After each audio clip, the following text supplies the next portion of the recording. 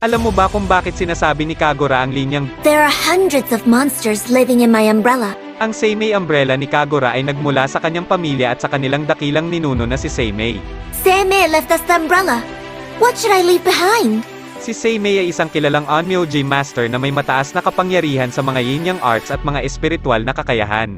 Ang Seimei umbrella ay nilikha at pinagbuklod-buklod mismo ni Seimei gamit ang kapangyarihan ng 100 espiritu. Ito ay nagkaroon ng mga espesyal na kapangyarihan at katangian na nagmula sa mga yin-yang arts na kanyang pinag-aralan at nakuha mula sa kanyang paglalakbay sa espiritual na mundo. Umbrellas are not just for rainy days. Ang payong ni Kagura ay hindi lamang isang simpleng gamit kundi isang makapangyarihang simbolo ng kanilang pamilyang kasaysayan, ng kanilang koneksyon sa espiritualidad, at ng kanilang kapangyarihan sa yin-yang arts. The umbrella is yang. The human is yin. Ito ay nagpapakita ng malalim na ugnayan ni Kagura sa kanyang mga ninuno at sa mga misteryo ng kanilang lupain.